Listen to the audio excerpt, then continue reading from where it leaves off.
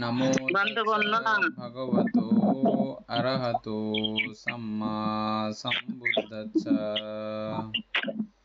জগৎ পূজ্য মহাকারণিক তথাগত সম্যক সম্বুদ্ধ শ্রীচরণে কৃতজ্ঞ প্রণাম নিবেদন করে পূর্ণ পারমিতে অংশগ্রহণকারী সকল উপাসক উপাসিকাগণের নিরোগ দীর্ঘায়ু সুখী জীবন তথা জ্ঞান বিমণ্ডিত জীবন কামনায় শুরু করতে চলেছি আজকের মহাপরিনির্বাণ সূত্র আলোচনা ক্লাস।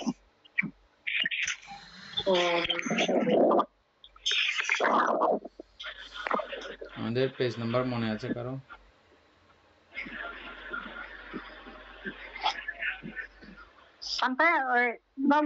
প্রবর্তন সূত্রটা বলবেন বলছে, ওইটাই বলবেন নাকি মহাপরিনির্বাণ? আচ্ছা, এটা বলার কথা ছিল।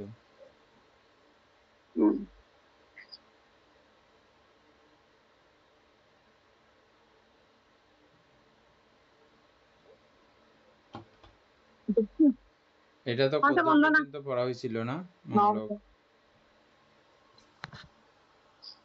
হ্যাঁ, এটা বাংলা এক নাম্বারটা পড়ছিল মঙ্গলক।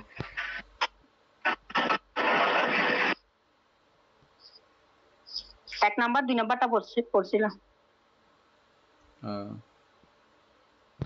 তারপরে 3 নাম্বারটা পড়েন। এখানে বাংলা ওই হীনগ্রাম্য সাধারণ জন এগুলো একটু বুঝান না, ওই দিন বুঝতে পারি নাই তো 2 নাম্বারের মধ্যে।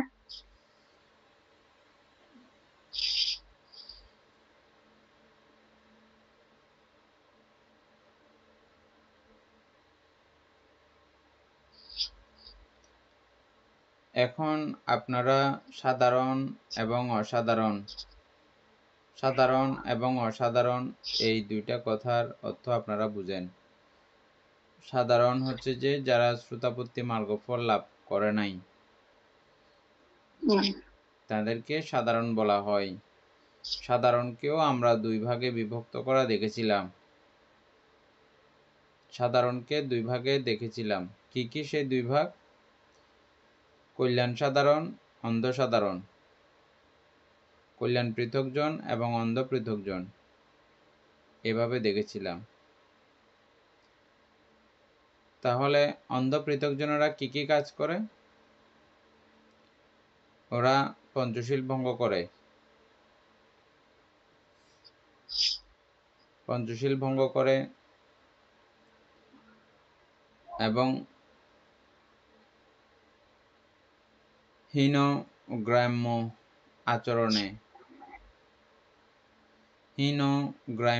আচরণে তারা রতিপ্রীতি উৎপন্ন করে। এই ক্ষেত্রে কিছুটা কথা আছে। হীনগ্রাম্য আচরণ এখানে বুদ্ধ সরাসরি এই ক্ষেত্রে ভিক্ষুদেরকে উল্লেখ করেছেন। আবার ভিক্ষু শব্দের অর্থ বিশ্লেষণ করতে গিয়ে বিশ্লেষকগণ এভাবেই বলছেন, আপনাদের সঙ্গে সেটাও আগে আলোচনা করা হয়েছে। ভয় থেকে ভিক্ষু শব্দের উৎপত্তি। সংসার দুঃখকে ভয় করে বলেই ভিক্ষু। সংসার দুঃখ থেকে মুক্তি লাভ করার চেষ্টা করে বলেই ভিক্ষু। সংসারের সংসরণকে ভয় পায়, এই অনিশ্চিত জীবনযাত্রাকে ভয় পায় বলেই ভিক্ষু। সংসার কাকে বলে? সংসরণকে সংসার বলে। সংসরণ কি? সংসরণ এই ভবচক্রের মধ্যে সংসরণ, ভবচক্রের মধ্যে ঘুরে ফিরে থাকা, অবিদ্যার আশ্রয়ে থাকা, বিদ্যার আশ্রয়ে না থেকে অবিদ্যার আশ্রয়ে থাকা। অবিদ্যার আশ্রয়ে থাকলে সংস্কার হবে, সংস্কার হলে বিজ্ঞান হবে, বিজ্ঞান হলে নামরূপ হবে, নামরূপ হলে সরায়তন হবে, সরায়তন হইলে স্পর্শ হবে, স্পর্শ হইলে বেদনা হবে, বেদনা হইলে তৃষ্ণা হবে, তৃষ্ণা হইলে উপাদান হবে, উপাদান হইলে ভব, ভব হইলে জাতি, জরা মরণ শোক পরিদেবন দুঃখ সবগুলো উৎপন্ন হবে। এই পুরো বিষয়টার মধ্যে ঘুরপাক করে করে থাকা নাম হচ্ছে যে সংসরণ। এই সংসরণকে ভয় পাইলে তাদেরকে বলা হয় ভিক্ষু। এই ভিক্ষু সন্ন্যাসীদের মধ্যেও আছে, সন্ন্যাসীদের মধ্যেও নাই।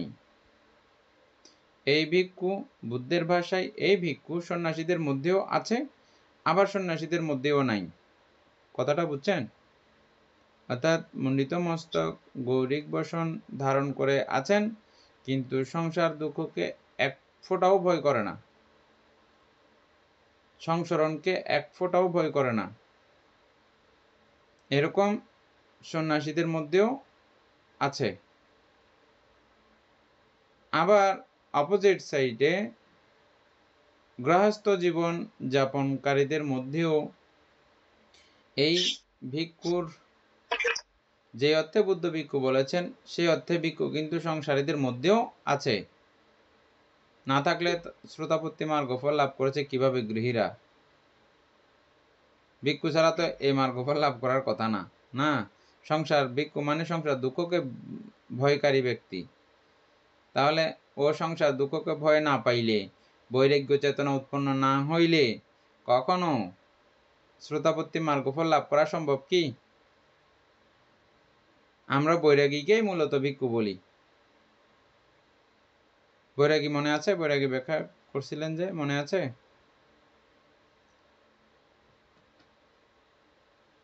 আমাদের সংসার জীবন আমাদের মানতে পারবেন অবশ্য। কি নাম যে,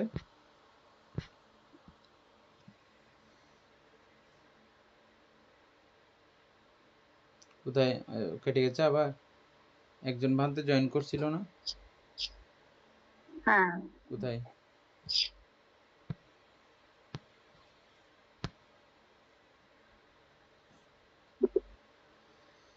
নৈষ্কর্মকেই বৈরাগী বলা হয়, অর্থাৎ কামে বিরাগী। কামে বিরাগী পঞ্চ কামগুণে তিনি রতি উৎপন্ন করেন না, অরতি উৎপন্ন করেন। বিরতিকেই বৈরাগী বলা হয়। পঞ্চকামগুণে বিরতি বা বিরতিকেই বৈরাগী বলা হয়। ওই বৈরাগী না হইলে শ্রোতাপত্তি মার্গফল লাভ করা যাবে কি? কারণ আপনাকে শ্রোতাপত্তি মার্গফল লাভ করতে হলে সমত কমপ্লিট করতে হয়। সমত মানে কি? আর এই সমত কমপ্লিট করা মানে হচ্ছে যে কি, আপনি পঞ্চকামগুণে কামছন্দ ব্যাপাদ আদি যে পঞ্চ নিবরণ আছে এগুলো ত্যাগ করার মাধ্যমেই আপনার প্রথম জ্ঞান অর্জিত হয়। তাহলে সেখানেই আপনার প্রথমে বিরাগ উৎপন্ন হয়েছে। এই বিরাগই ক্রমান্বয়ে আপনাকে শ্রোতাপত্তি মার্গফল দিল। তাহলে সেই হিসাব মতে দেখা যাচ্ছে যে গৃহস্থ লাইফের মধ্যেও এই শ্রোতাপত্তি মার্গফল লাভ করে। এই হিসাব মতো তাহলে কি দাঁড়াচ্ছে বিষয়টা? হীন গ্রাম্য, তারা তো গ্রামের মধ্যেই ছিল, ঘরেই ছিল। ঘরে থেকে যদি এই ধর্ম আয়ত্ত করা যায়, এখন কি বুঝবেন? বুঝছেন? অর্থাৎ ঘরে থেকেও এই মাঝিমা পাটিপাদা অনুশীলন করা যায়। ঘরে থেকেও এই মধ্যম প্রতিপদা অনুশীলন করা যায়। তাহলে এটার মাপকাঠি কিরকম, কতটুক? আপনি ঘরে আছেন, ঘরের মাপকাঠি হচ্ছে যে আপনি ন্যূনতম পক্ষে পঞ্চশীল অবশ্যই পালন করতে হবে, পঞ্চশীল ভঙ্গ করা চলবে না। হ্যাঁ, এবং আমরা জ্যেষ্ঠাঙ্গিক মার্গ যেগুলো ভিক্ষুদের বেলায় কিছু কিছু বিষয় আলাদা করে ভাগ করা হয়েছে, আবার গৃহীদের বেলায় কিছু আলাদা করে ভাগ করা হয়েছে। আজীবর বেলায়, তারপরে মুসাবাদার বেলায়, হ্যাঁ, এগুলো হাইট হলো, প্রত্যেকটা কিছু এরকম করে করে আমরা যেটা যেটা ভাগ করা যায় সেগুলো সবগুলো ভাগ করেছি না? এটা শুরু এখান থেকে শেষ এ পর্যন্ত। এরকম করে করে প্রত্যেকটা আর্যষ্টাঙ্গিক মার্গ আমরা ভাগ করেছিলাম। হ্যাঁ, ওই অবস্থাতে ভাগ করে করেও এই গৃহীরাও ওই আচরণগুলো করতে পারেন। তাইলে হীন গ্রাম্য আচরণ সম্পর্কে এখন কি আপনাদের উপলব্ধি হয়েছে, নাকি আরও বিশদ আলোচনা আস্তে আস্তে করব আমরা? আমি এটা জাস্ট পুরো বিষয়টা বুঝে ফেলার মতো করে আপনাদেরকে বলছি যে মোটামুটি এখন পুরো বুঝে গেছেন না? এই দুই অন্ত পরিহার করতে হবে। এক হচ্ছে যে হীন গ্রাম্য বিজ্ঞজন কর্তৃক নিন্দিত আচরণ না করা, যে আচরণকে বিজ্ঞগণ নিন্দা করে। নিন্দা সবাই করতে পারে, কিন্তু নিন্দা বিজ্ঞজন নিন্দা করতেছে কিনা সবার কথা বলেনি কিন্তু বুদ্ধ, দেখেছেন? কারণ বুদ্ধকেও নিন্দুকের অভাব ছিল না, ছিল কি? বুদ্ধকেও নিন্দাকারী ব্যক্তির অভাব ছিল না।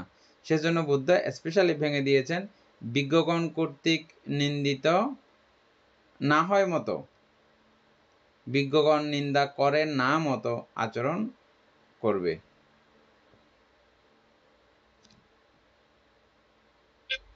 তাহলে এই হীন গ্রাম্য আচরণ এবং নিজেকে কষ্ট দেওয়ার মতো এরকম আচরণ, নিজেকে কষ্ট দেওয়ার কি বলছিলাম এগুলো? অত্যন্ত ঠান্ডাকালীন সময়ে করা, স্নান করে ডুবে থাকা, নাক বাইর করে আর বাকি পুরো শরীর ডুবে থাকা, ঠান্ডায় কনকনে পাথর হয়ে একদম বরফের মতো হয়ে সে কামনা তৃষ্ণা ওইটা সেটা সবগুলো ভুলে যায় শীতের কনকনানি চড়ে।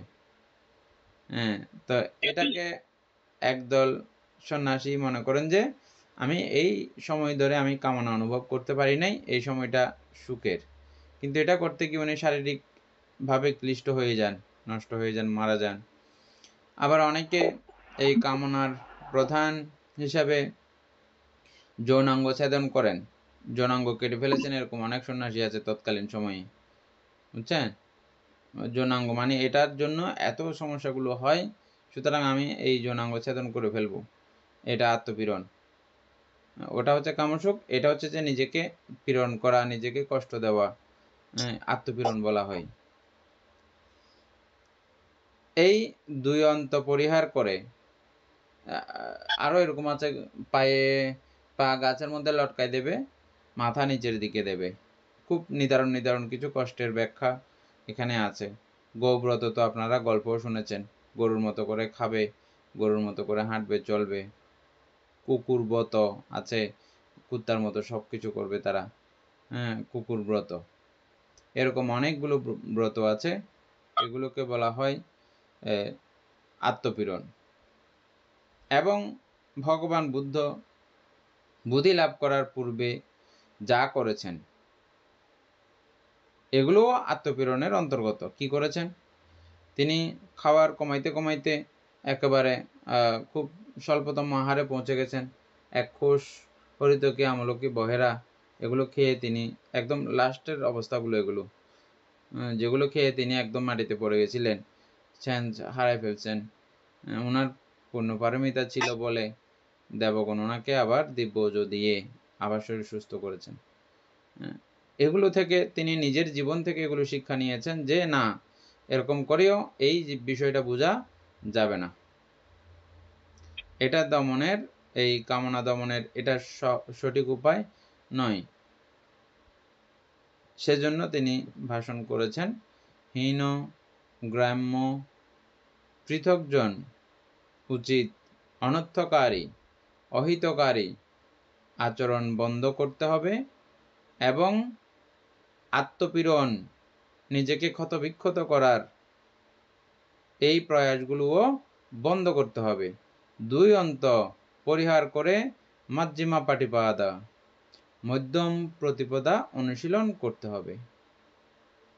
আর এই মধ্যম প্রতিপদা আপনারা প্রত্যেকেই জানেন, আমরা কয়েকদিন আগেও যেহেতু এটা আলোচনা করেছি, আর সেদিকে না গেলে হয়ে যাচ্ছে। চার্যায্যসত্য বর্ণনা করেছেন সেখানে, এবং চার্যায্যসত্য বর্ণনা করার পরবর্তীতে লাস্টের মার্গটা আর্যাষ্টাঙ্গিক মার্গ, এটা বর্ণনা করেছেন। এটা বর্ণনা করার পরে একদম সমস্ত দেবগণ কিভাবে তারা সাধুধ্বনি দিয়েছেন, এটা বর্ণনা করা হয়েছে এই পুরো সূত্রের মধ্যে। আপনারা যারা যারা সময় আছে বাংলা পড়েন যারা, তারা অবশ্যই এটা পড়ে নেবেন বাকিগুলো। হ্যাঁ, যেহেতু আমরা জ্যেষ্ঠাঙ্গিক মার্গ আগেই আলোচনা করে ফেলেছি, এটার বাইরে আর কিছু আছে কি সেখানে? হ্যাঁ, বান্তায় পড়ছি, এটা না, এটা পড়ে ফেলছি বান্তায়। হ্যাঁ, ওই জিনিসগুলো বুঝি নাই ভালো করে, ওই দিন শুনি নাই তো সেজন্য পড়ে ফেলছি। এই কথাগুলো এই ধর্মচক্র প্রবর্তন সূত্রের মধ্যে যা বুদ্ধ ব্যাখ্যা করেছেন পুরো ত্রিপিটক ব্যাপী ওই কথাগুলো চারিয়ার্য সত্যকে বোঝানোর জন্য। চারিয়ার্য সত্যের বাইরে কোনো কথা পুরো ত্রিপিটকেও আর নাই, অভিধর্মের মধ্যেও নাই। অভিধর্ম পুরো হয়েছে এই 4টা বিষয় বোঝানোর জন্য, নাকি অন্য কিছু আছে সেখানে পাইছেন? না, ঠিক আছে, তাহলে আমরা আগের জায়গায় যাই আবার। আচ্ছা,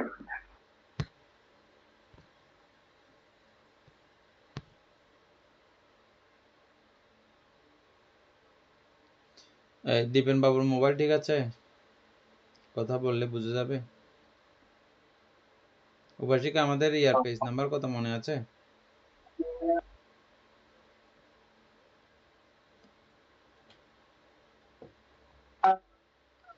আমাদের ওই 100 পৃষ্ঠার মধ্যে 74, আমরা 24, 25 নিয়ে আলোচনা করতেছিলাম আর কি। 25 নাম্বার? হ্যাঁ, 25 নম্বর।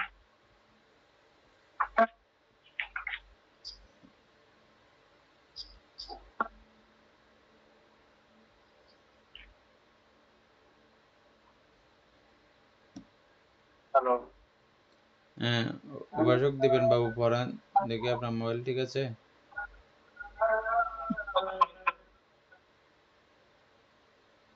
অমিতা বড়ুয়া গ্রুপের মধ্যে একটু বইটা পাঠান।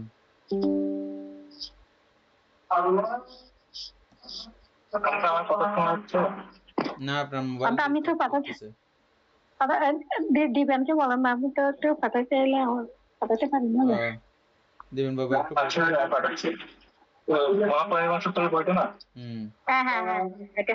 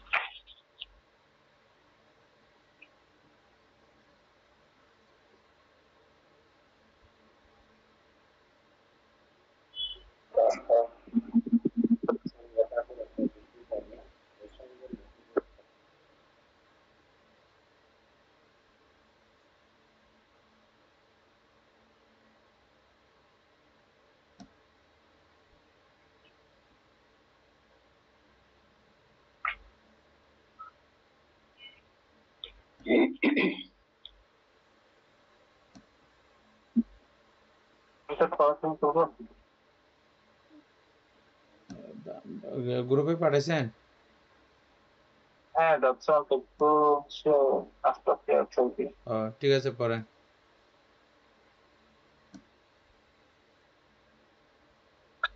25 থেকে নাকি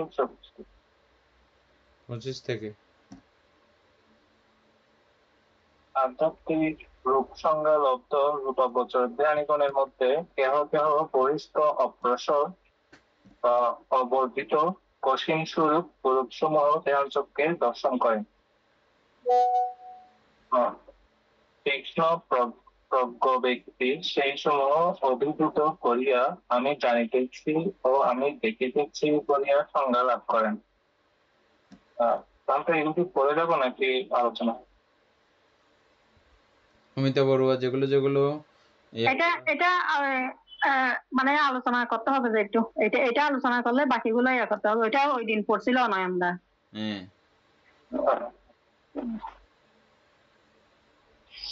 একটু আলোচনা করে গেলে ভালো হবে।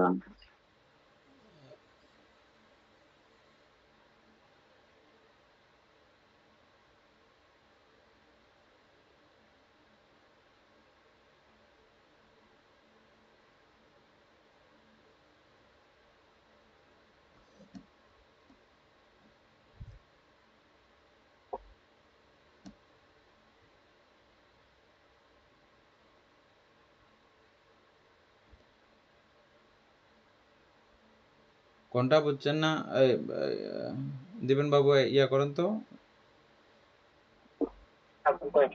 হ্যাঁ আবার প্রথমে এটা হ্যাঁ 25 আধ্যাত্মিক রূপ সংজ্ঞালব্ধ রূপাবচর ধ্যানীগণের মধ্যে কেহ কেহ বহিষ্ঠ অপ্রসর অর্থাৎ অবর্তিত ও কসিন স্বরূপ কুরূপ সমূহ ধ্যান চক্রে দর্শন করে। তীক্ষ্ণ প্রজ্ঞ ব্যক্তি সেই সমূহ অভিভূত করিয়া আমি জানিতেছি ও আমি দেখিতেছি বলিয়া সংজ্ঞা লাভ করেন। এটা ওই দিন বলছিলাম, যারা তীক্ষ্ণ মানে এই ধ্যান অতীতে অনেকবার করেছেন, অথবা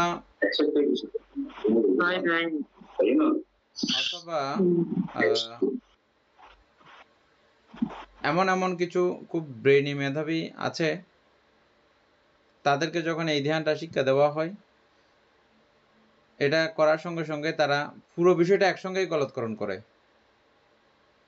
যেমনটা বুদ্ধত্ব লাভ করার আগে ভগবান বুদ্ধ, আপনারা নাটকের মধ্যে দেখেছেন, নাটক বানাইছে যে, ওখানে উনি যখন ওগুলো করতে গেলেন, এই কয়েকদিনের মধ্যে গুরু যে পর্যায়ে আছে ওই পর্যায়ে তিনি পৌঁছে গেছেন, এবং ওনার সমকক্ষ আসনে আসীন করান। এখানে তুমিও গুরু, তুমিও এদেরকে শিক্ষা দীক্ষা দিয়ে চলো, থাকো, এরকম শুনছেন না আপনারা নাটকের মধ্যেও। এটা খুব অল্প সময়ের মধ্যে তিনি সবগুলো অধিগত করেছেন।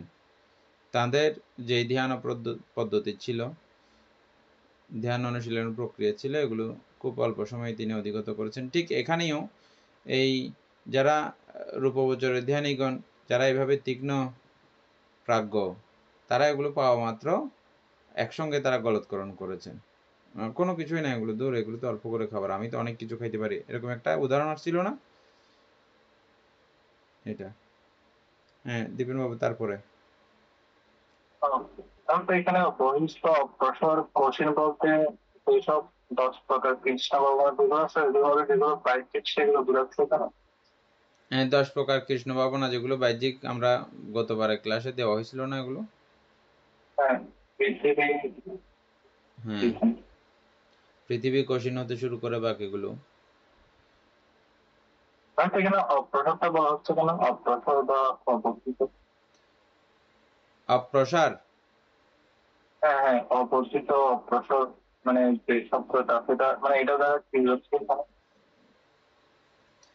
অবর্ধিত, অপ্রসর। হ্যাঁ, কঠিন।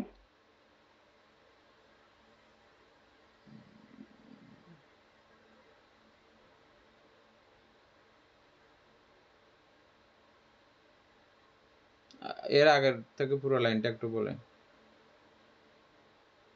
আধ্যাত্মিক রূপ সংজ্ঞালব্ধ রূপাবদ্ধ জ্ঞানীগণের মধ্যে কেহ কেহ বহিষ্ঠ অপ্রসর অবর্তিত কঠিন স্বরূপ করুপ সমূহ ধ্যান চক্রে দর্শন করেন।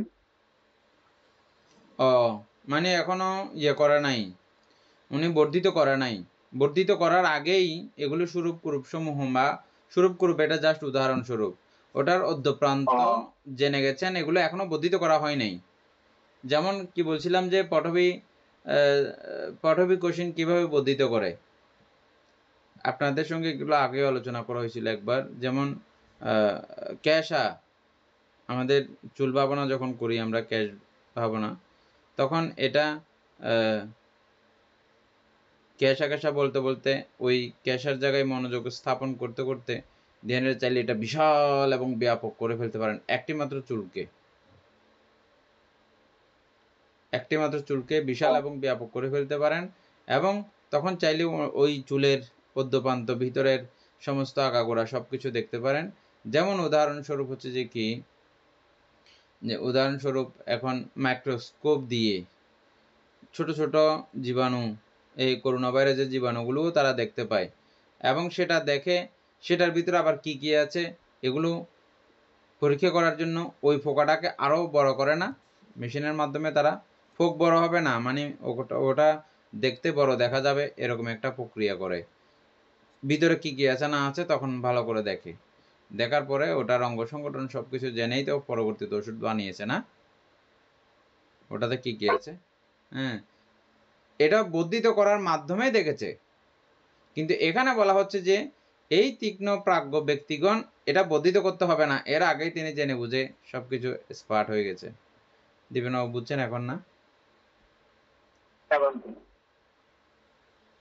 বাবা এখানে কোশ্চিন কোশ্চিন কি যে কোশ্চিন শব্দটা 10 প্রকার কোশ্চিনগুলো একটু করে পাঠান তো।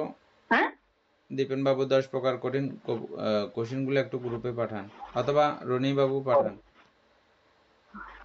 অভিধর্মের বই যেটা আছে এখানে ওই আমাদের ভাবনার যেটা চ্যাপ্টার আছে এখানে গেলে পাওয়া যাবে। আচ্ছা এটা কোনগুলো যে পঠবী কোশ্চিন, কোশ্চিন কৃষ্ণ বললে কৃষ্ণ হিসেবে লেখা আছে, পঠবী কৃষ্ণ, আপকৃষ্ণ, তেজ কৃষ্ণ, বায়ু কৃষ্ণ, আচ্ছা এগুলো তারপরে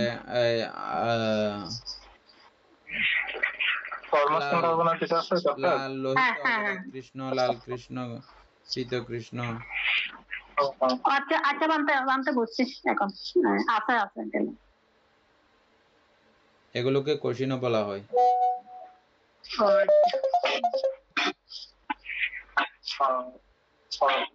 আচ্ছা পড়াশোনা করছি আমি।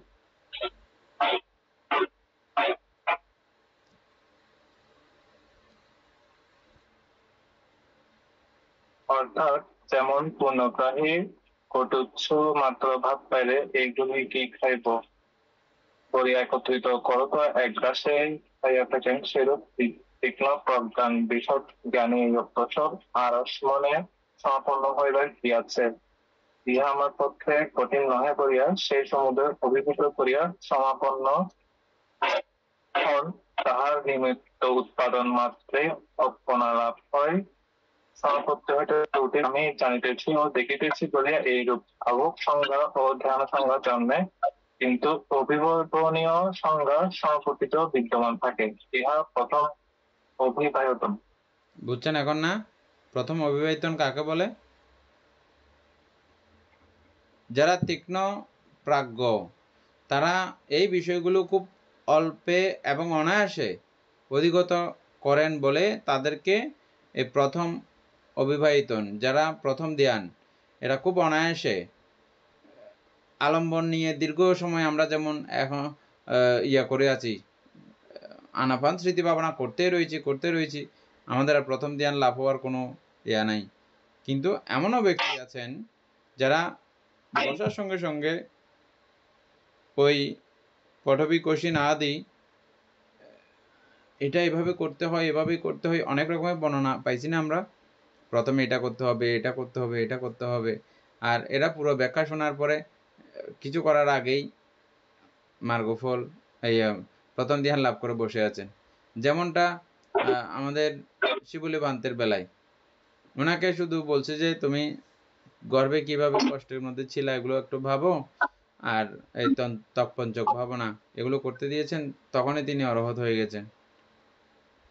হ্যাঁ, তো এগুলো অবিবাহিতন না, এগুলো হচ্ছে অবিবাহিতন থেকে অনেক উপরে। আরো অবিবাহিতন হচ্ছে যে প্রথম অবিবাহিতন, যে প্রথম ধ্যান খুব অনায়াসে যিনি লাভ করেন, একটু শোনা মাত্র, দেখা মাত্র, ওটা এই বসলে মাত্র হয়ে যাবে, এত বিশদ কাণ্ডকীর্তন করা দরকার নাই, এমনি হয়ে যাবে। এর উদাহরণের মাধ্যমে এটা পুরো বিষয়টা ক্লিয়ার হয়েছে। তো তারপরে সেখানে অর্পণা বলতে কি অর্পণার কথা হচ্ছে এখানে? হ্যাঁ, অর্পণা মানে প্রথম ধ্যানের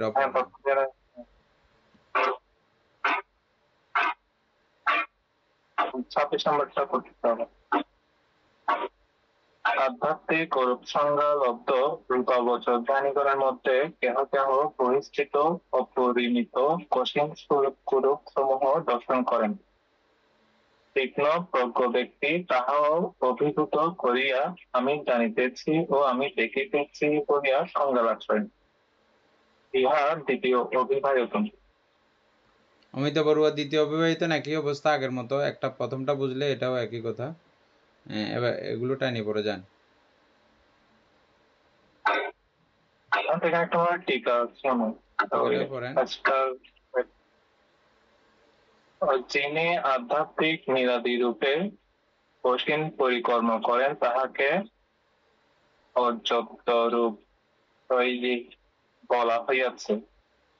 আধ্যাত্মিক রূপে পরিকর্মকারী আধ্যাত্মিক নীল, পীত, লোহিত ও শ্বেতবর্ণ স্থান লক্ষ্য করিয়া করেন, যথা কেশপিত্ত বা চক্ষের তারকা লক্ষ্য করিয়া নীল, নাক, ত্বক, হস্ত বা পদপৃষ্ঠ ও চক্ষের পীতবর্ণ স্থান লক্ষ্য করিয়া পীত, মাংস, রক্ত ও চক্ষের রক্তবর্ণ স্থান লক্ষ্য করিয়া লোহিত, অস্থি, দন্ত ও চক্ষের শ্বেতবর্ণ স্থান লক্ষ্য করিয়া ও দাঁত, শ্বেতকোষীন পরিকর্ম করিয়া থাকেন। বুঝছেন? তাহলে ঠিক পুরো পড়ে থাকবো না? এটা বুঝছেন যেটা এখন বলছেন? আরেকবার পড়তে দাও আমার থেকে। আচ্ছা, মানে এগুলো ওই যে কোশ্চিন কাকে বলে, কিভাবে করতে হয়, এটা সংক্ষিপ্তভাবে এটা বলা আছে যে এখানে কোশ্চিন ভাবনাগুলো কিভাবে করে, কিভাবে করতে হয়, কি দেখে করতে হয়, কোনটা কোনটা দেখে এই নিমিত্তগুলো উৎপন্ন করা যায়, এটা আবার পড়েন বুঝবেন এখন। অর্থাৎ বলতে এখানে এটা আধ্যাত্মিক রূপে পরিকর্মকারী, মানে যখন পরিকর্ম ধ্যান হবে তখন সেখানে নীল, তো এই স্থানগুলোতে খেয়াল করে এরকম ঘুরেছে। পরিকর্ম মনে আছে? এটা হচ্ছে গিয়ে পরিকর্ম পরিকর্ম হচ্ছে যেটা খোলা অবস্থায় দেখে যেটা করে, যেটা নিমিত্ত যেটাকে আয়ত্ত করে সেটা না বলতে একদম পরিকর্ম। প্রাথমিক আর কি, প্রাথমিক হ্যাঁ, প্রাথমিক। যেভাবে শুরু করা হয়।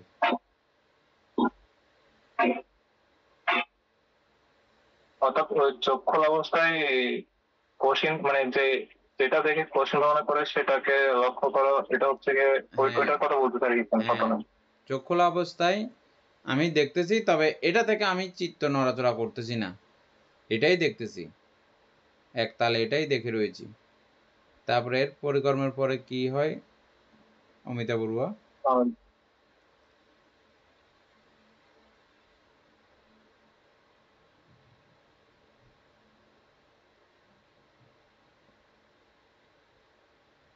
উদ্গ্রহ,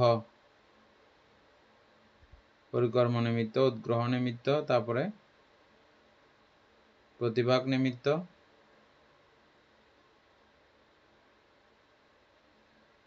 এগুলো একটু বাইর করে রাখবেন আজকে।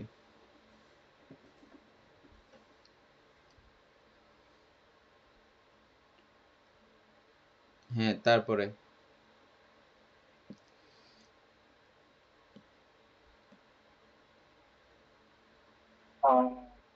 কিন্তু সেই সমুদয় সুনীল, সুপীত, সুলোহিত ও সুঔদাত নহে বলিয়া আধ্যাত্মিক রূপে পরিকর্ম অধিশুদ্ধ হইয়া থাকে।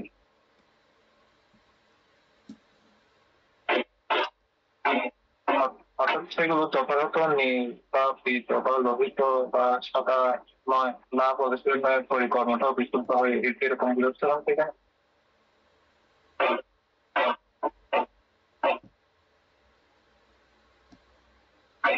আবার বলুন তো। কিন্তু সেই সমুদয় সুনীল, সুপীত, সুলোহিত ও সুপদার্থ নহে বলিয়া আধ্যাত্মিক রূপে পরিকর্ম ও বিশুদ্ধ হইয়া থাকে।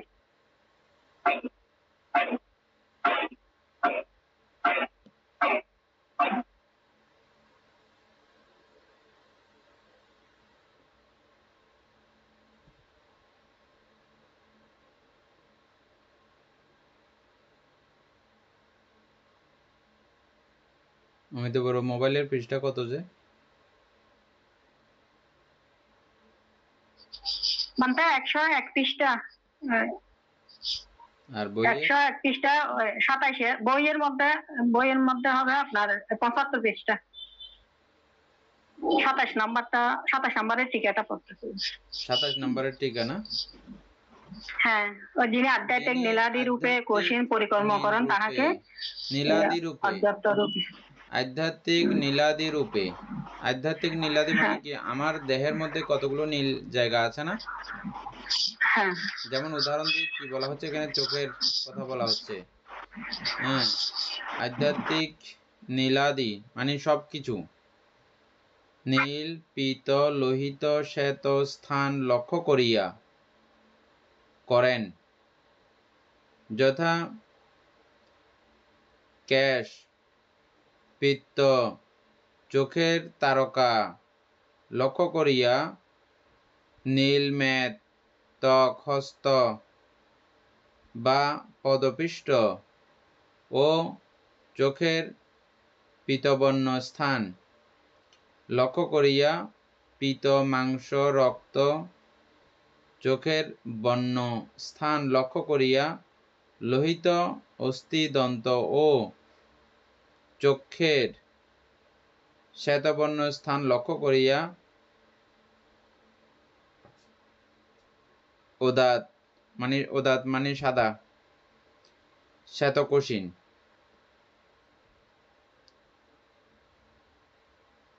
পরিকর্ম করিয়া থাকেন। কিন্তু সেই সমুদয় সুনীল সুপীত সুলোহিত ও সুদাত নহে বলিয়া আধ্যাত্মিক রূপে পরিকর্ম অবিশুদ্ধ হইয়া থাকে। আচ্ছা, অর্থাৎ এগুলো দৈহিক বিষয়গুলোকে আমরা তো অশুচি হিসাবে দর্শন করেছি, সেজন্য এটাকে লোহিতগুলো বলেন বা এই যেগুলো যেগুলো দেহ থেকে এই কোষিনগুলো কালেকশন করা যায়, যেগুলো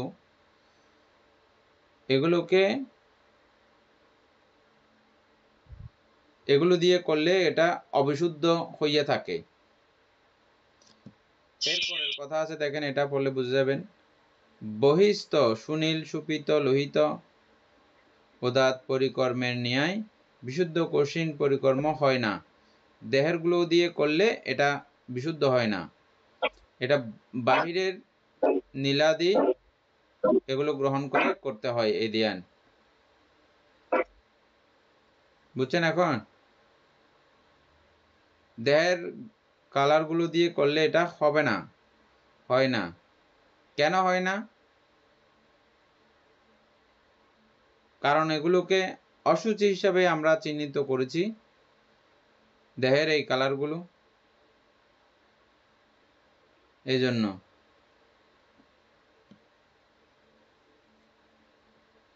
এগুলো সব ওই সাতিপাটন সূত্রে মনে আছে না পালিতে? আছে না, সাতিপাট্টান সূত্রের মধ্যে এটা নাই, এগুলো নাই। সাতিপাট্টান সূত্রের মধ্যে এগুলোকে অশুচি হিসাবে দেখানো হয়েছিল, 32 প্রকার অশুচি, কিন্তু দশ কোষিন ভাবনার কোনো উল্লেখ সাতিপাট্টান সূত্রের মধ্যে নাই। এরপরে আরেকটু পড়লে আরেকটু ক্লিয়ার হবে। যাহার এই পরিকর্ম আধ্যাত্মিক উৎপন্ন নিমিত্ত বহিস্থ, সেই আধ্যাত্মিক পরিকর্মীর বহিস্থ অপর্ণা বলিয়া আধ্যাত্মরূপী সংজ্ঞা এক বাহিদ্যা রূপানি পাচ্ছানি বলিয়া উক্ত হইয়াছে। যাহার পরিকর্ম নিমিত্ত বহিরস্থ আধ্যাত্মিক নহে, তাহাকে আধ্যাত্মা রূপী সংজ্ঞা বলা হইয়াছে। যারা এই নীলপিত আদির আধ্যাত্মিক গঠন থেকে যারা শুরু করেছেন, নিয়েছেন, তাদেরকে আধ্যাত্মিক সংজ্ঞা, আধ্যাত্মিক অরূপ সংজ্ঞী বলা হয়।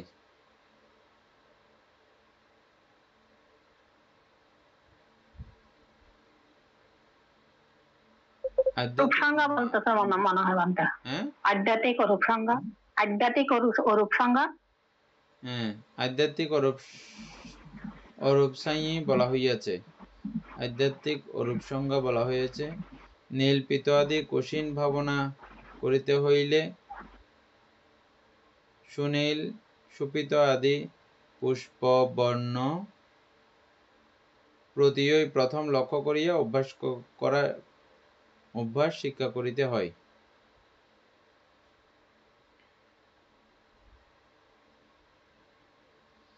যাই হোক, শেষ পর্যন্ত আমি এটা বুঝলাম যে এই জায়গা পরে এই যে দশকোষিনের মধ্যে নীল আদি, নীল পিত আদি, এগুলো কালারের যে ব্যাপারগুলো আছে, এগুলো শরীরের কালার দেখে এটা নিলে হবে না। এটা কোত্থেকে নিতে বলছে? পুষ্প বা বস্ত্র প্রবৃত্তির প্রতিই লক্ষ্য করিয়া অভ্যাস করিতে হয়। এটা দীপেনবাবু বুঝছেন এখন পুরোটা? দেহের কালার দিয়ে এটা করলে হবে না।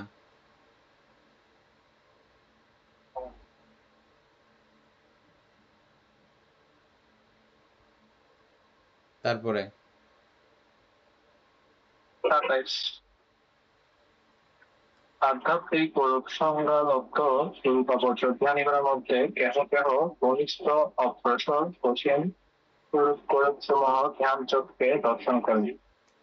তীক্ষ্ণ প্রজ্ঞ ব্যক্তি তাহা অভিযুক্ত করিয়া আমি জানিতেছি ও ব্যক্তি বলিয়া সংজ্ঞা লাভ করেন। ইহা তৃতীয় অভিধায়ত। তৃতীয় অবিবাহিতন।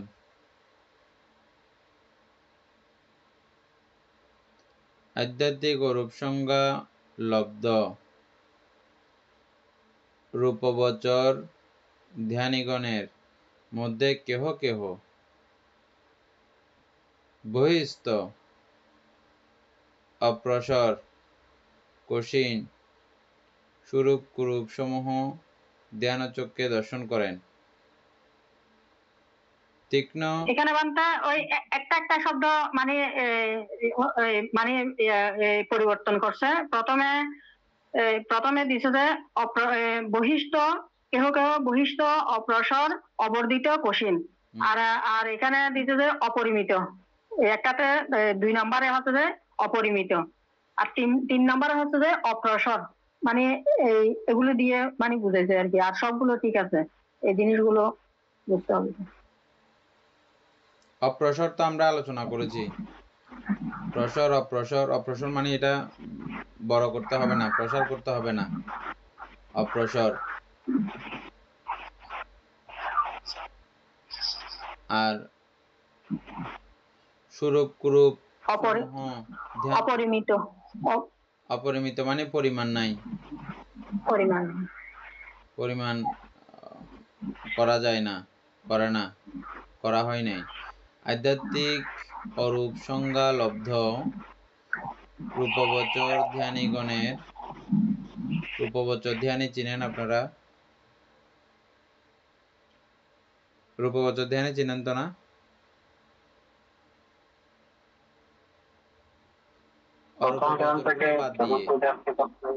অরূপবচরগুলো বাদ দিয়ে বাকি যা ধ্যানী আছে এগুলো সবগুলো রূপবচর ধ্যানী। আধ্যাত্মিক অরূপ সংজ্ঞা,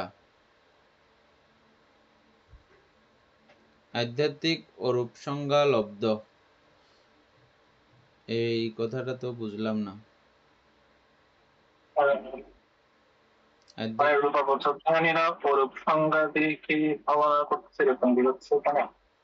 আধ্যাত্মিক অরূপ সংজ্ঞা লব্ধ, আমার আধ্যাত্মিকতার মধ্যে অরূপ সংজ্ঞা লব্ধ ধ্যানীগণের মধ্যে কেহ কেহ বহিস্থ অপ্রসার কঠিন সুরূপ কুরূপ সমূহ ধ্যানচক্ষে দর্শন করেন।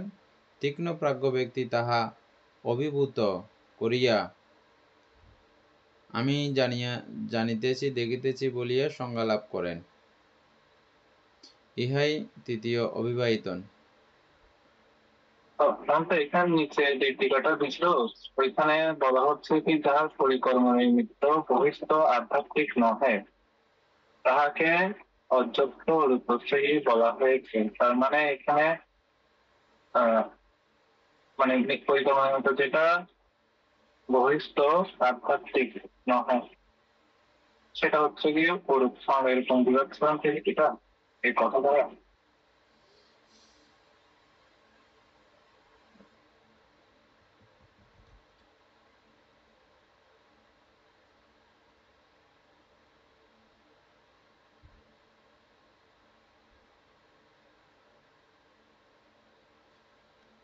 আচ্ছা, যাই হোক, অবিবাহিতন সম্পর্কে আমরা আবার গুরুভান্তিদের কাছ থেকে একটু জেনে নেব।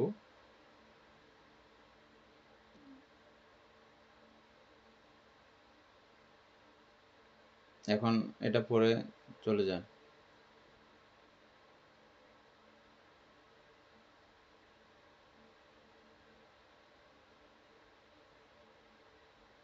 অমিতা বড়ুয়া, এটা একটু প্রশ্ন লিখে রাখেন তো, অবিবাহিতন, এবং এটার পেজ নাম্বার একটু লিখে রাখেন।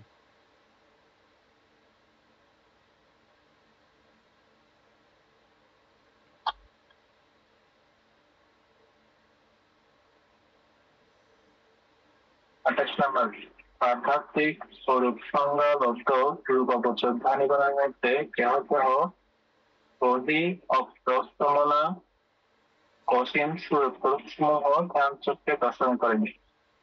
তীক্ষ্ণ তর্ক ব্যক্তি সেই সমুদয় অভিভূত করিয়া আমি জানিতেছি ও দেখিতেছি বলিয়া সংজ্ঞাপ্রাপ্ত হন। ইহা চতুর্থ অভিপ্রায়তন। হ্যাঁ, তারপরে আধ্যাত্মিক ও রূপ সংজ্ঞাবদ্ধ রূপবচন ধ্যানিগণের মধ্যে কেহ কেহ বহিষ্ঠ নির্বর্ণ নিদর্শন প্রবাহ যুক্ত রূপসমূহ দর্শন করেন।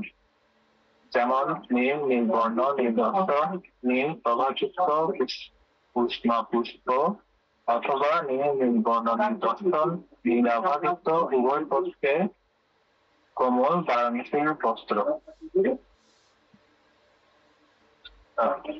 সেইরূপ আধ্যাত্মিক ও রূপ সংজ্ঞালব্ধ রূপবচন ধ্যানিগণের মধ্যে কেহ কেহ বহিষ্ঠ নির্বর্ণ নিদর্শন ও আভাযুক্ত রূপসমূহ দর্শন করেন। তীক্ষ্ণ প্রজ্ঞ ব্যক্তি সেই সমুদয় অভিভূত করিয়া আমি জানিতেছি ও দেখিতেছি বলিয়া সংজ্ঞাপ্রাপ্ত হন। ইহা পঞ্চম অভিবায়তন।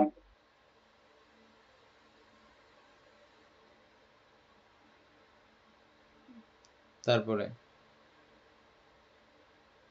আধ্যাত্মিক ও রূপ সংজ্ঞালব্ধ রূপবচন ধ্যানিগণের মধ্যে কেহ কেহ বহিষ্ঠ পীতবর্ণ পীত নিদর্শন ও পীত আভাযুক্ত রূপসমূহ দর্শন করেন। যেমন পীতবর্ণ পীত নিদর্শন ও পীত প্রভাবযুক্ত কর্ণিকার পুষ্প, অথবা যেমন পীতবর্ণ পীত নিদর্শন ও পীত প্রভাবযুক্ত উভয় পক্ষে কোমল পারণসীজাত বস্ত্র। তদ্রূপ আধ্যাত্মিক ও রূপ সংজ্ঞালব্ধ রূপবচনের মধ্যে কেহ পীতবর্ণ পীত নিদর্শন ও পীত প্রভাবযুক্ত রূপসমূহ দর্শন করেন।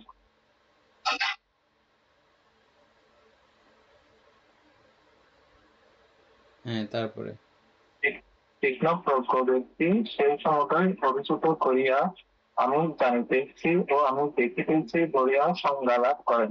ইহা ষষ্ঠ অভিবায়তন। আধ্যাত্মিক ও রূপ সংজ্ঞালব্ধ রূপবচন ধ্যানের মধ্যে কেহ বহিষ্ঠ লোহিত বর্ণ লোহিত নিদর্শন লোহিত প্রভাযুক্ত রূপসমূহ ধ্যান চক্ষে দর্শন করেন। যেমন লোহিত বর্ণ লোহিত নিদর্শন লোহিত প্রভাযুক্ত বন্ধুজীবক পুষ্প, অথবা যেমন লোহিত বর্ণ লোহিত নিদর্শন লোহিত আভাযুক্ত উভয় পার্শ্বে কমল বারাণসীজাত বস্ত্র। সেইরূপ আধ্যাত্মিক ও রূপ সংজ্ঞালব্ধ রূপবচনের মধ্যে কেহ কেহ লোহিত বর্ণ লোহিত নিদর্শন লোহিত আভাবিশিষ্ট রূপসমূহ ধ্যান চক্ষে দর্শন করেন। কিন্তু তীক্ষ্ণ প্রজ্ঞ ব্যক্তি সেই সমুদয় অভিভূত করিয়া আমি জানিতেছি ও দেখিতেছি বলিয়া সংজ্ঞা লাভ করেন। ইহা সপ্তম অভিবায়তন।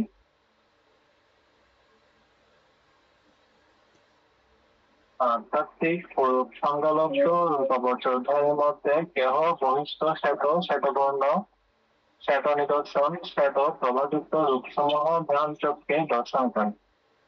যেমন শ্বেত শ্বেতবর্ণ শ্বেত নিদর্শন শ্বেত প্রভাযুক্ত প্রভাব তারকা বা সুতারা, অথবা যেমন শ্বেত শ্বেতবর্ণ শ্বেত নিদর্শন ও শ্বেত আববিশিষ্ট উভয় পার্শ্বে কোমল বারাণসী জাত বস্ত্র, সেরূপ আধ্যাত্মিক রূপ সংজ্ঞালব্ধ রূপাবচর ধ্যানের মধ্যে কেহ শ্বেত শ্বেতবর্ণ শ্বেত নিদর্শন ও শ্বেত আভাযুক্ত রূপসমূহ ধ্যান করতে দর্শন করেন।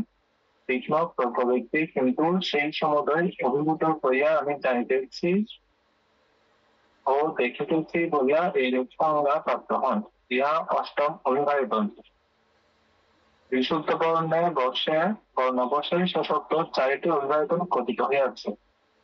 আনন্দ অভিবাহিতন সমূহ এই আটটি মতো বিভক্ত। আনন্দ এইরূপ সম্পত্তি সমূহ সমাপন্ন ও উত্থান সমর্থ তথাগতের ভয় বা ত্রাস হইতে পারে না। মার্কে দেখিয়া কেন ভীত হইতেন? তিনি নির্ভয়ে শ্রীমান ও সম্পর্কিত অবস্থায় স্বীয় আয়ু সংস্কার ত্যাগ করিয়াছেন। এখনো আনন্দকে অবসর না দিয়া পুনঃ বলিতে আরম্ভ করি। আচ্ছা, যাই হোক, অবিবাহিতন সম্পর্কে এখন বুঝছি। নর্মাল বিষয়, আমরা বুঝতেছি না যে ভালো করে মনোযোগ না দিলে আসলেই বোঝা যায় না কিছু। অবিবাহিতন বিষয়টা হচ্ছে যে, যেমন যারা স্থূলজ্ঞানী, খুব অল্প বুঝে, কম বুঝে, এরকম ব্যক্তিদেরকে এই কশিনগুলো, নীল পিত আদি কশিনগুলো তাদেরকে যে কোনো একটা সরাসরি ওই কাপড়ের টুকরা হোক বা ফুলের কালার হোক, যে কোনো একটা কিছু তাকে সামনে দিতে হয়। সামনে দেওয়ার পরে উনি সেটা আস্তে আস্তে আস্তে ধীরে ধীরে এটা করা শুরু করবে। কিন্তু যারা অতি প্রাজ্ঞ, তারা ধ্যান চক্ষে এটা অটোমেটিক যে কোনো জায়গা থেকে, আধ্যাত্মিক হোক আর বাহ্যিক হোক, এটা অথবা কল্পনা করে হোক, ওই কালার তিনি নিজে করে ফেলবেন, তৈরি করে ফেলবেন। অরূপ শুরু, ওই অরূপ কথা বলা হয়েছে না, আধ্যাত্মিক অরূপ, মানে কোনো কিছু এটা সরাসরি লাগবে না, অরূপীভাবে উনি এটা করে ফেলতে পারবেন, উৎপন্ন করবেন। করিয়া কিছুক্ষণ পরে বলবো আমি সব জানিতেছি, দেখিতেছি, বুঝিতেছি। বুঝে গেছে? এটা কেউ এটা বসে অনেক যত্নে সত্নে করতে করতে আস্তে করে তৈরি করেন। আবার কেউ তীক্ষ্ণ প্রাজ্ঞ আছেন, তারা মুহূর্তের মধ্যে আমি জানিতেছি, দেখিতেছি হয়ে যায়, অপর্ণা পর্যন্ত তারা পৌঁছে যান। বুঝে গেছে এখন? এভাবে এগুলোকে 8 শ্রেণীতে, অষ্টম না না অষ্টম অবিবাহিত না, এভাবে এখন মনে থাকবে না সবাই? পুরো জিনিসটা এখন ক্লিয়ার হয়ে গেছে না? অভিভূত করা, অবিবাহিত মানে অভিভূত করা। অভিভূত মানে কি? এটাকে এটা পরাজিত করা। এটা এইজনকে এইজন পরাজিত করেছে, অভিভূত করেছে। অভিভূত মানে পরাজিত করা, বা এটাকে করে নিচে রেখে এটা উপরে উঠে গেছে, এটাকে বলা হয় অভিভূত বা অবিবাহিতন। আগে একবার পড়ছি কিন্তু ভুলে গেছি যে, যাই হোক। তারপরে হ্যাঁ, এখানে সেই ক্ষেত্রে মনে করেন আমাদের জন্য আনাপান ভাবনা না করে কষ্ট ভাবনা করাটা কি ভালো হবে? যদি এরকম মানে আমরা তো মনে করেন আমরা আনাপানের যেটা আছে ওইটা তো আমরা ভালো করে আয়ত্ত করতে পারছি না, সেই ক্ষেত্রে কি আমাদের কঠিন ভাবনা করা উচিত? এটা তো কঠিন ভাবনা করার জন্য এর তো আমরা সূত্র পড়তেছি যে, এটা আমরা আনাপনটা করতেছি যে আমাদের মনটাকে একাগ্র করার জন্য, মানে মনটাকে স্থির রাখার জন্য, স্থির করে বসার জন্য, বসতে পারার জন্য আগে এটাই ঠিক করতে হবে প্রথমত, তারপর আমরা যাইতে পারবো এগুলোতে। এটাতে মন দিলে আমরা এগুলো, আপনি যেটা বলছেন সেটা কোনো অসুবিধা নাই। আমরা এই বইয়ের শেষে আমরা একটা বিষয় আলোচনা করব। আমাদের সংস্কার নির্বাচন করতে হবে, চরিত্র নির্বাচন করতে হবে। লোভচরিত, দেশচরিত, মোহচরিত, শ্রদ্ধাচরিত, তারপরে বীর্যচরিত, এরকম কিছু চরিত্র ভাগ করা আছে। কোন চরিত্র আপনি, কোন চরিত্রের মানুষ, এটা আপনি জানবেন যে, আমরা নিজেরা জানবো যে, এবং ওই চরিত্র কিভাবে আপনি নির্বাচন করবেন এগুলো আপনার খাওয়া, হাঁটা, চলা, কথা বলা, দৃষ্টিভঙ্গি এগুলো থেকে এগুলোর কিছু উদাহরণ দেওয়া আছে ওখানে। ওই উদাহরণগুলো দিয়ে আপনি বুঝবেন যে আপনি ওই চরিত্রের মানুষ। শ্রদ্ধাচরিত বা লোভচরিত বা দেশচরিত, মোহচরিত এগুলো আপনি বুঝতে পারবেন। এই লোভচরিত্রের মানুষের জন্য এই ভাবনাগুলো করা উচিত। ওখান থেকে এবার আপনার যেটা সবচেয়ে ভালো লাগে, সহজ মনে হয় ওটা আপনি করা শুরু করবেন।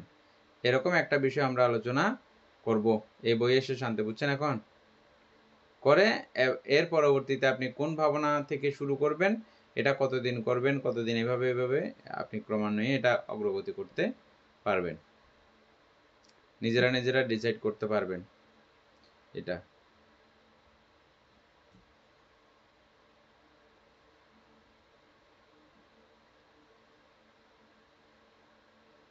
আজকে তো সময় শেষ হয়ে গেছে, 30 পর্যন্ত পড়ছি আমরা না না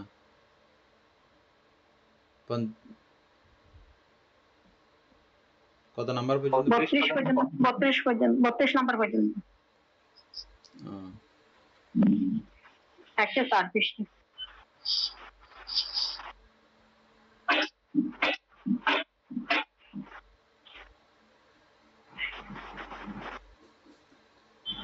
সদ্ধর্মপ্রাণ প্রিয় উপাসক উপাসিকাবৃন্দ,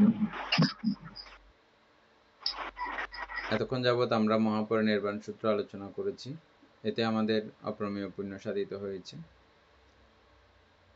এই পুণ্যরাশি অনন্ত চক্রবাসী সত্যগণকে দান করছি, গুরুভান্তি দেবকে দান করছি, মাতা পিতাগণকে দান করছি, এবং যারা আমাকে প্রতিনিয়ত এভাবে ধর্মচর্চায় সহযোগিতা করছেন তাদেরকে এই পুণ্যরাশি দান করছি। এই পুণ্যের কাছে আমরা প্রত্যেকে প্রার্থনা করব নির্বাণ লাভ অবধি অসৎ ব্যক্তি, মূর্খ ব্যক্তি পাপ মৃত্যুর সংসর্গ লাভ না করে সদা সর্বদা জ্ঞানদর্শী কল্যাণ মিত্রের সান্নিধ্য সংসর্গ লাভ করতে সক্ষম হই। এইরূপ সাধু কামনা পোষণ করে আজকে সমাপ্ত করছি।